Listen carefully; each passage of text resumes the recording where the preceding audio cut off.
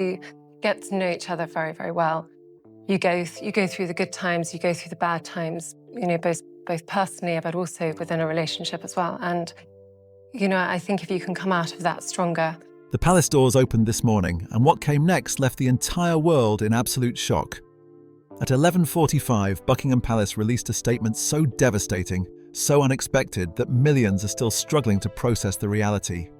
Catherine, Princess of Wales, beloved by people across the globe, is facing something far worse than anyone imagined. The truth they've been hiding has finally been revealed, and you won't believe what's really happening behind those palace walls. They provided me with somewhere safe to grow and learn. And I know I was fortunate not to have been confronted by serious adversity at a young age. My parents taught me the importance of qualities like kindness, respect and honesty. And I realise how central values like these have been to me throughout my life. The statement, released through official channels and immediately picked up by news organisations globally, revealed that Catherine's cancer treatment had taken an unexpected turn. While the palace had announced earlier in the year that she was undergoing preventative chemotherapy following surgery, this new information painted a considerably more concerning picture. The cancer, initially discovered during abdominal surgery in January, had proven to be more aggressive than doctors had initially believed. A medical team was now recommending an extended and significantly more intensive treatment protocol, one that would require Catherine to step away from all public duties for an indefinite period. Within moments of the announcement becoming public, social media platforms erupted with reaction. The hashtag dedicated to sending support to Catherine climbed to the top of trending lists in over 50 countries. Posts from royal followers and concerned citizens alike garnered millions of views within the first hour. But beyond the digital response, something deeper was happening. People who had never particularly followed the royal family found themselves genuinely moved by the unfolding situation. Here was a woman in her early 40s, someone who had devoted herself to public service and raised 3 children with remarkable grace despite extraordinary circumstances, now confronting every parent's worst nightmare. Royal correspondents were quick to point out that the language used in palace statements is never chosen lightly. Every word goes through multiple rounds of scrutiny and approval at the highest levels. When official communications use phrases like extended treatment and indefinite period, they are signaling something far more significant than a temporary setback. This was not about taking a few months away from engagements to recover from routine medical procedures. This was about a young mother fighting a serious illness while trying to shield her 3 children from the full reality of what she was enduring. The timing of this announcement felt particularly cruel to many observers. Just weeks earlier, Catherine had appeared at the Remembrance Day service, standing on the balcony in her black coat, her composure appearing absolute. To those watching, she seemed to be recovering well, gradually returning to health after what had been described as a difficult year. The appearance suggested progress, a slow but steady return to normal life. However, behind the carefully maintained public image, a very different reality was taking shape. According to sources familiar with the situation, medical scans performed in late November had revealed complications that caught the medical team off guard. The cancer cells, which doctors had hoped were completely eliminated through the initial rounds of chemotherapy, were showing signs of activity in areas that caused serious concern.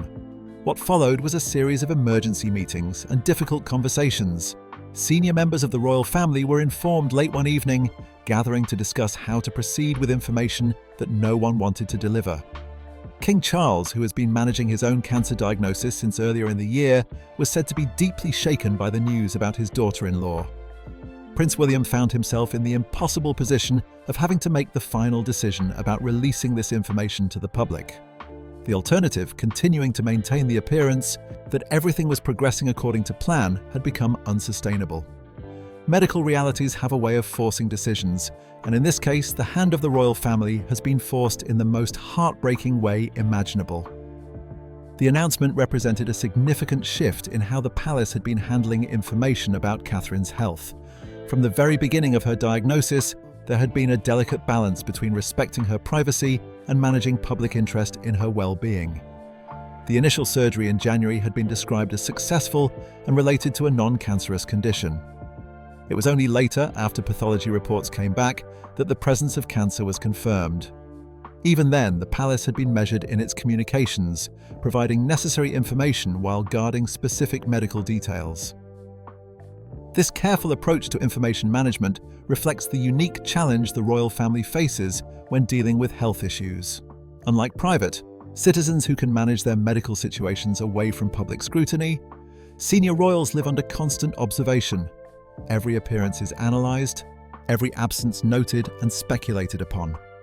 The pressure to maintain a certain public image while dealing with serious illness creates an additional layer of stress that most people never have to navigate.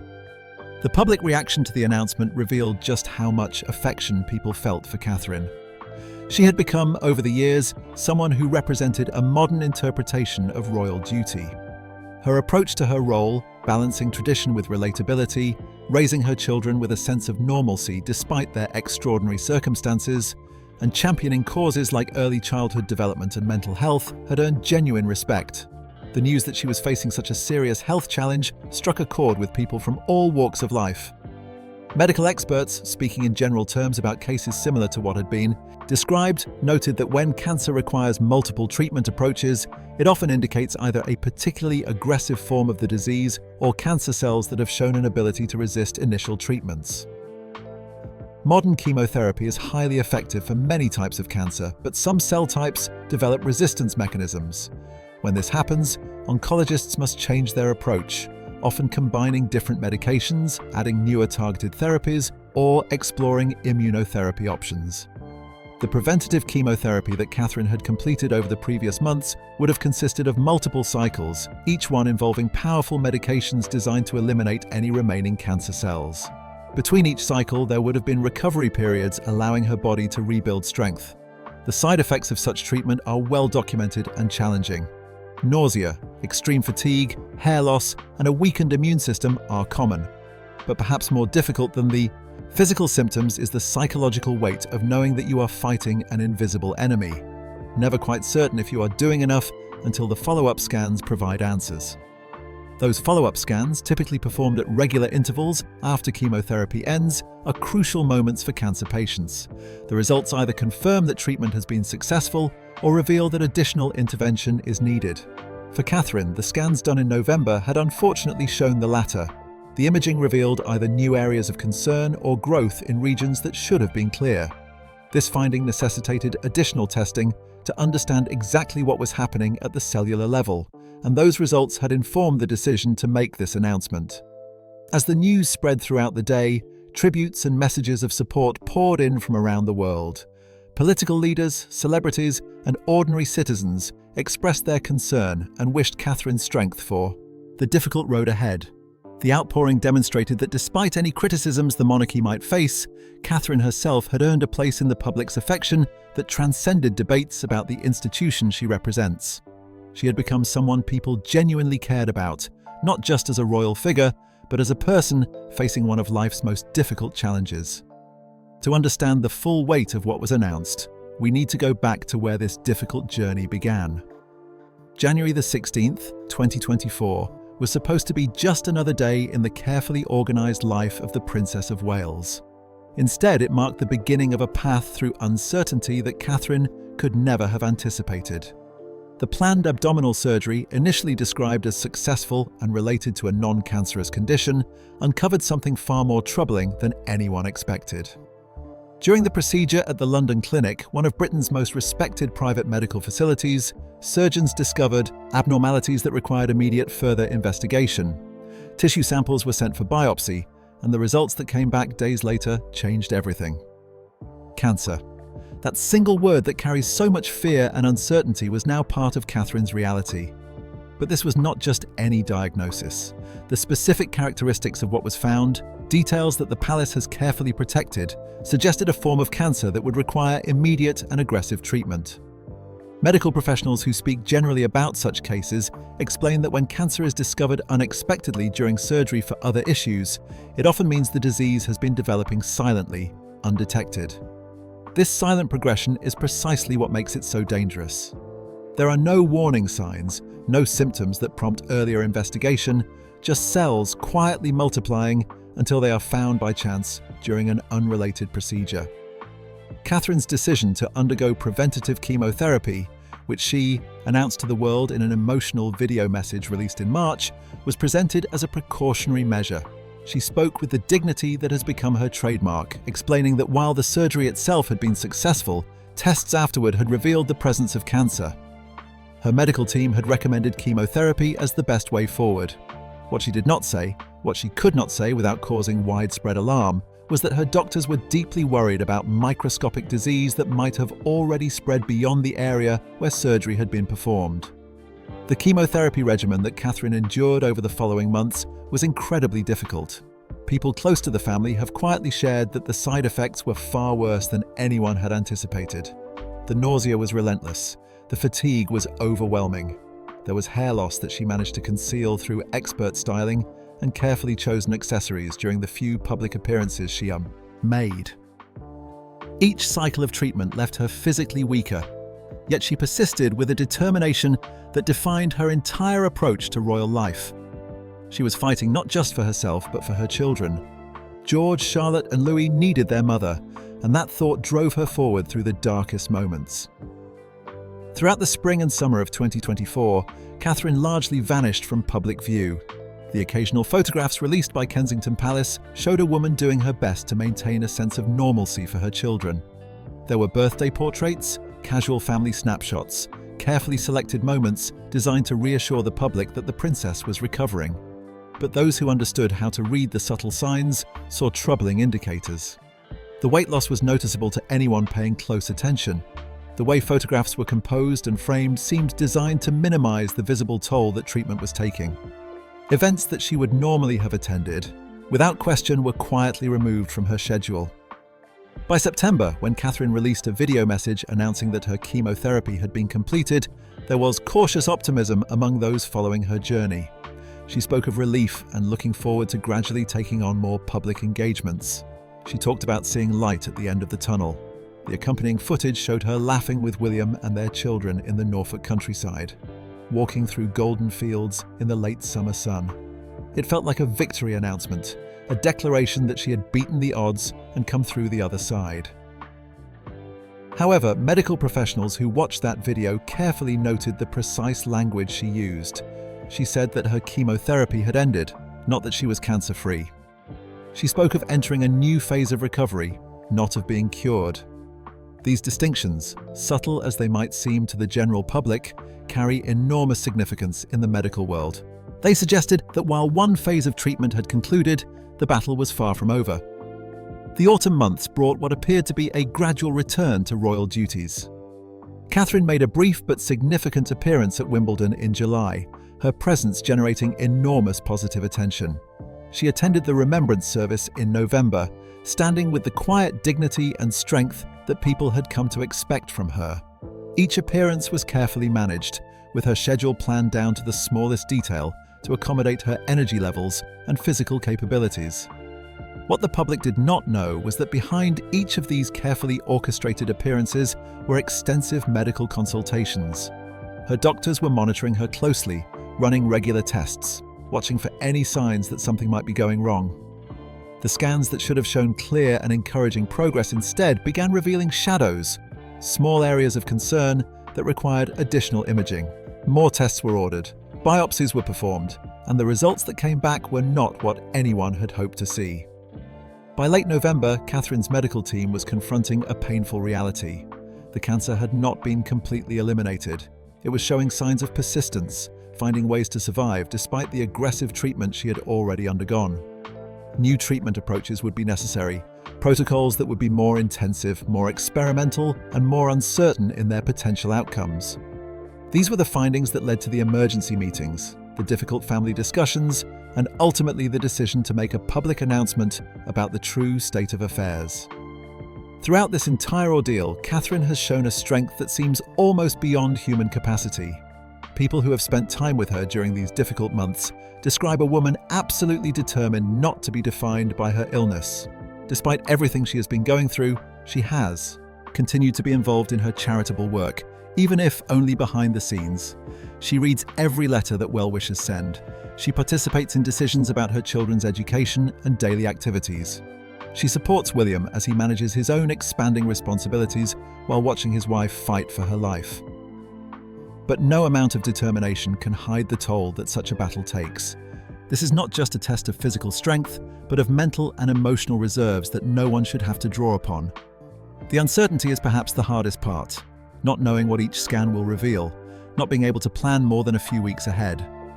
Living with the knowledge that despite doing everything right, despite following every medical recommendation, the outcome remains uncertain. The children have been shielded from the worst of it as much as possible, but they are not unaware that something serious is happening. George, at 11 years old, understands more than his parents. Might wish. He has seen his mother's exhaustion. He has noticed when she is too tired to participate in activities they used to enjoy together. Charlotte, now 9, has become almost protective of her mother, wanting to help in ways that are both touching and heartbreaking. And Louis, just 6 years old, knows something is wrong even if he cannot fully understand what that something is. The family has sought guidance from specialists in child psychology about how to navigate these conversations. How do you explain cancer to children? How do you be honest without terrifying them? How do you prepare them for possibilities that no child should ever have to consider? These are questions that millions of families face when a parent is diagnosed with serious illness, but for the Wales family, there is the added complexity of doing all of this while living under constant public scrutiny. The school that all 3 children attend has been informed of the situation and has provided additional tesomed support discreetly. Teachers have been briefed on what to watch for, behavioural changes that might indicate the children are struggling more than they are letting on at home. The school community, known for respecting the privacy of its families, has rallied around the Wales children without making them feel singled out or different. It is a delicate balance that requires constant communication between the school administration and Kensington Palace. Prince William has found himself navigating a role that no amount of preparation could have equipped him for. The future king has become the primary caregiver, an emotional anchor for a wife facing a life-threatening illness, all while trying to protect 3 young children from the full reality of what their mother is enduring. His transformation over these past 11 months has been remarkable to those who know the family well. The prince, who once allowed Catherine to handle much of the family's day-to-day organisation, has become deeply involved in every aspect of their children's lives. Morning routines, school runs, homework help, bedtime stories. William has taken on these responsibilities while simultaneously managing his own expanding royal duties and dealing with the emotional devastation of watching the woman he loves fight for her life. Friends and those close to the family describe him as operating on a kind of autopilot, going through the motions of each day while internally terrified of what the future might hold. The strength he projects in public conceals the private anguish that comes with this impossible situation. The dynamic between William and his father has revealed itself during this crisis in ways that might surprise those who remember the tensions that sometimes characterized their relationship in earlier years.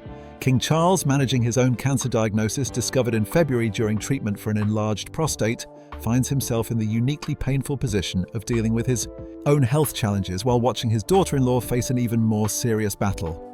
His cancer has been deemed manageable by his doctors with a cautiously optimistic prognosis, but learning of Catherine's deteriorating condition has taken a visible toll on the monarch.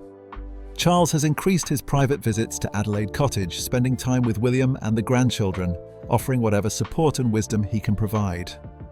The relationship between father and son has found new depth through their shared adversity. Gone are the complications of the past. They speak daily, often multiple times, comparing notes on treatments, sharing fears they cannot voice to others, supporting each other through the particular loneliness that comes with carrying the weight of monarchy during personal crises. Charles has also ensured that William is gradually taking on more responsibilities, preparing him for possibilities that no one wants to contemplate, but that circumstances may demand. Queen Camilla has emerged as an unexpected source of strength during this time. Her own experience watching her first husband and several close friends battle serious illnesses has given her a perspective that others lack.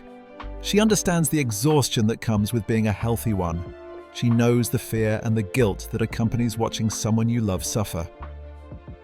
Camilla has spent considerable time with Catherine, not discussing illness or treatment protocols, but simply being present.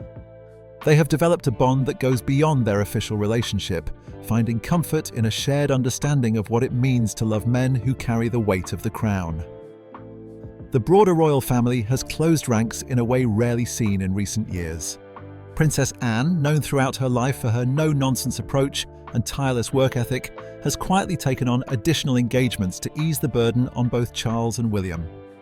Prince Edward and Sophie, the Duke and Duchess of Edinburgh, have increased their public appearances and have been particularly supportive behind the scenes, offering both practical help and emotional support. Even the traditionally more distant royal cousins have reached out, offering whatever assistance they can provide. But this crisis has also exposed fundamental questions about how the monarchy operates in the modern era. The institution runs on carefully planned schedules with engagements organised months and often years in advance. Catherine's indefinite absence from public duties creates a gap that cannot easily be filled. As Princess of Wales and future Queen Consort, she occupies a unique position in the royal hierarchy. Her presence at events has become expected and valued, second in public interest only to the monarch himself. The immediate practical challenge involves redistributing Catherine's patronages and official duties. She serves as patron to numerous charities and organisations, many carefully chosen to reflect her interests in early childhood development, mental health, and the arts. These organisations depend on royal patronage not just for the prestige it brings, but for the very real advantages it provides in fundraising and public attention.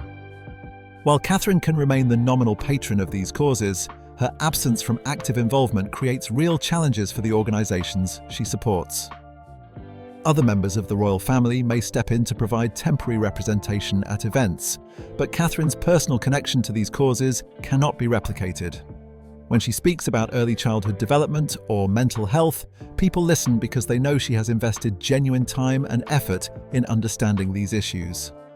Another royal attending an event in her place, however well-meaning, simply does not carry the same weight or generate the same level of public interest. State occasions present another layer of complication. The monarchy's calendar includes numerous events where the presence of senior royals is not just expected but required by protocol. State visits, diplomatic receptions, major national commemorations. Catherine's participation in these events has become anticipated. Her absence will be noted and felt. While Queen Camilla can fulfill many ceremonial functions, the absence of the younger generation that Catherine represents creates an imbalance in how the monarchy presents itself to the nation and the world. The impact on William's role is perhaps the most significant of all. As the heir to the throne, he was already gradually taking on increased responsibilities as part of his preparation for eventually becoming king. Catherine's illness has accelerated this process dramatically and in ways no one would have chosen. William must now balance being the primary public face of the younger royals, taking on both his own duties and covering some of Catherine's commitments, while simultaneously being present for his wife and children during the most difficult period of their lives. It is an impossible situation that requires constant decisions about priorities and acceptance that something will always be left undone. Should he attend a state dinner or stay home because Catherine is having a particularly difficult day with treatment side effects? Should he take the children to school himself or delegate it to staff so he can fulfill an official engagement? These are the kinds of choices he faces daily, each one carrying weight because there is no clear right answer. Princess Anne, at 74 years old, finds herself once again stepping up to fill gaps in the royal schedule. Known as the hardest working royal, based on the sheer number of annual engagements she completes, Anne has quietly taken on additional responsibilities. Her commitment is unquestionable, but there are practical limits to what any one person can do, regardless of their dedication. The same applies to Edward and Sophie, who have increased their profile and workload but cannot single-handedly compensate for the absence of two of the monarchy's most prominent members. This situation has brought renewed attention to the concept of the slimmed-down monarchy that Charles has long advocated. The idea, popular in theory, is that a smaller core group of working royals creates a more modern and cost-effective institution, one better suited to contemporary expectations about public spending and royal privilege. But the current crisis has exposed a vulnerability in this approach. When illness or personal crisis strikes, as it inevitably does in any family, a smaller team has far less capacity to absorb the shock. There is no reserve of working royals ready to step in and take on additional duties. Those who might have filled such roles have either been pushed out of working royal life or never developed into working members of the institution in the first place. The streamlined model works well when everyone is healthy and able to fulfill their duties, but it leaves the monarchy dangerously exposed when circumstances change unexpectedly. Beyond the immediate practical challenges, there are also constitutional considerations that, while not urgent, cannot be ignored entirely. The line of succession remains crystal clear: Charles, then William, then George. But if William must devote significant time and energy to caring for Catherine and managing their household during this crisis, his capacity to prepare for eventual kingship is affected.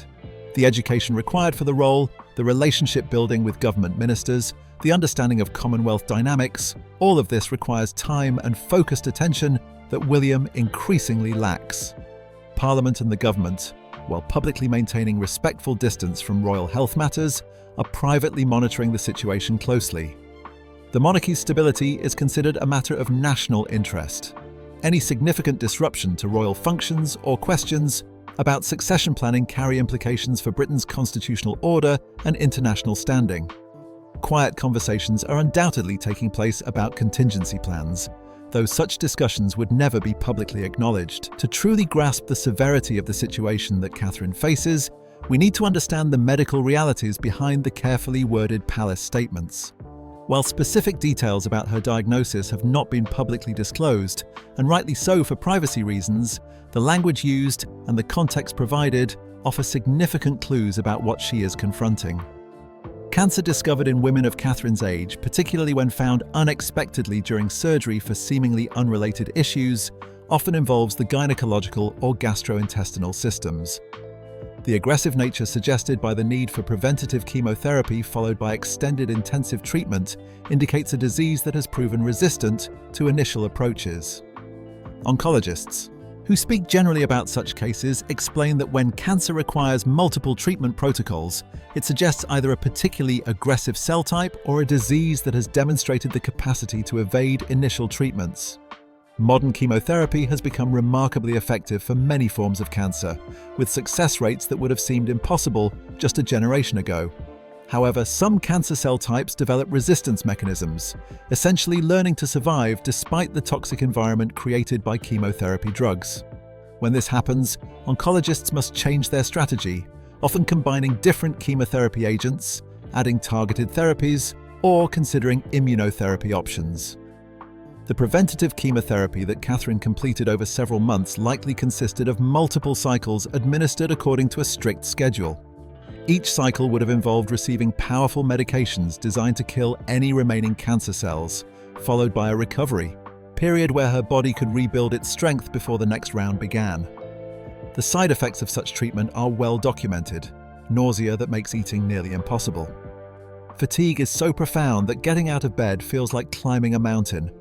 Hair loss that, while often discussed as a cosmetic issue, represents a visible daily reminder of the battle being fought.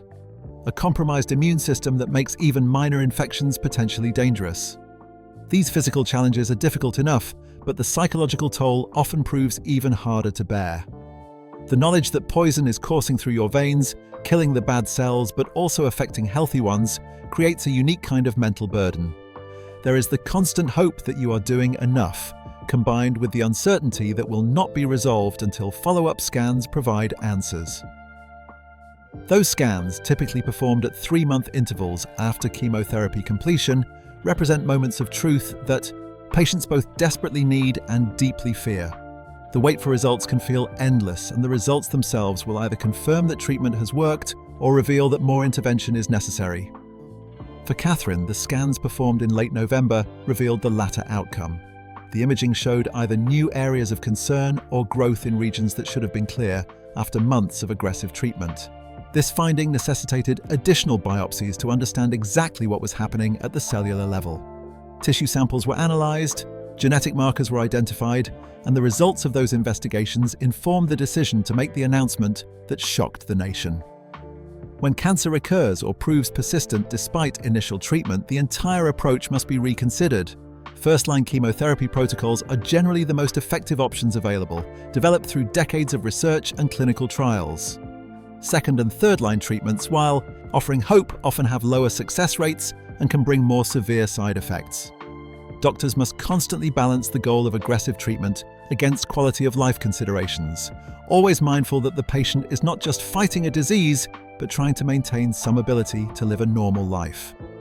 For Catherine, this means finding treatments that will not completely incapacitate her, but that also offer realistic chances of success. She wants to beat this disease, but she also wants to be present and functional for her children's daily lives. She wants to attend their school events, help with their homework, tuck them into bed at night.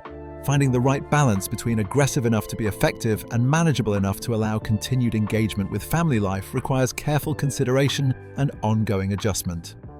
The medical team assembled for Catherine's care represents the absolute peak of British oncology. Specialists from the Royal Marsden, widely recognised as one of the world's leading cancer centres, work alongside consultants from other prestigious institutions. Experts in specific treatment approaches contribute their knowledge. These professionals meet regularly to review her case, debating different approaches, considering clinical trials that might offer access to cutting-edge therapies, and exploring every possible avenue. The collaboration between Catherine's team and the physicians caring for King Charles ensures continuity of care and shared learning from both cases. This level of coordinated medical attention represents healthcare at its finest, but it also underscores just how serious the situation is. Such teams are not assembled for straightforward cases. Immunotherapy represents one possible avenue that may be under consideration. These treatments represent one of the most exciting advances in cancer care in recent decades. Rather than directly attacking cancer cells with toxic chemicals, immunotherapy works by training the patient's own immune system to recognize and destroy cancer cells. For some patients, immunotherapy produces remarkable results, even in cases where traditional chemotherapy has failed. However, not all cancers respond to immunotherapy, and predicting who will benefit remains one of the challenges in the field. Testing Catherine's cancer cells for specific markers that indicate potential immunotherapy response has likely been part of her recent medical evaluation. Targeted therapy offers another possibility. These treatments involve drugs designed to attack specific mutations present in cancer cells. Unlike traditional chemotherapy, which affects all rapidly dividing cells in the body, targeted therapies are much more precise, focusing on particular genetic abnormalities that drive cancer growth. This precision often means fewer side effects compared to conventional chemotherapy, though the treatments can still be challenging. The field of precision oncology, which uses detailed genetic analysis of tumors to guide treatment decisions, has advanced dramatically in recent years. Catherine's medical team has almost certainly performed extensive genetic sequencing of her cancer cells to identify any mutations that could be targeted with existing or experimental drugs. Clinical trials may also play a role in her treatment plan. These research studies test new approaches that have shown promise in laboratory settings and early-stage human trials, but are not yet approved for general use. Participating in a clinical trial can provide access to treatments that might not otherwise be available, though it also comes with uncertainties. Not all trial participants respond to the experimental treatments, and there can be unforeseen side effects. However, for patients facing aggressive cancers that have not responded adequately to standard treatments, clinical trials often represent the best hope for a different outcome. As Catherine moves forward with whatever treatment protocol her medical team recommends, the path ahead involves submitting to interventions that will test her strength in ways she has already experienced, but likely at an even more intensive level. The next phase of treatment, set to begin in the coming weeks according to Palace sources, will demand everything she has. Whether this involves combination chemotherapy using different drugs than before, immunotherapy to harness her immune system, targeted therapy aimed at specific genetic vulnerabilities in her cancer cells, or some combination of these approaches, the side effects will be significant. Managing those effects while maintaining any connection to normal family life will require support systems that function seamlessly. The Wales household has resources that most cancer patients can only imagine. Round-the-clock access to medical care means that any concerning symptoms can be addressed immediately. Private chefs can prepare meals specifically tailored to her nutritional needs and designed to be palatable even when nausea makes eating difficult. Household staff handle the countless daily tasks that become overwhelming during intensive treatment. Yet all the resources and all the privilege in the world cannot make cancer easier to endure. The disease does not respect titles or bank accounts. It affects everyone it touches with the same cruel indifference. Looking ahead, the timeline for any possible return to public duties remains genuinely uncertain. Best-case scenarios might see Catherine able to attend carefully selected events later in the year, though likely in a significantly reduced capacity compared to her previous schedule. More realistic projections suggest that substantial public engagement will not resume until well into next year or beyond.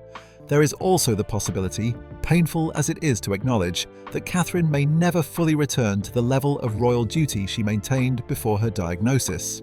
This would represent a fundamental shift in how the Wales household operates and how the monarchy itself functions going forward. Medical science continues to advance at a pace that offers genuine reasons for hope. Treatments and approaches that did not exist 5 years ago are now standard care. Drugs that were experimental when Catherine was born are now saving lives routinely. Clinical trials are testing therapies that target cancer in ways previously thought impossible. Catherine's medical team has access to the latest developments from research centres around the world.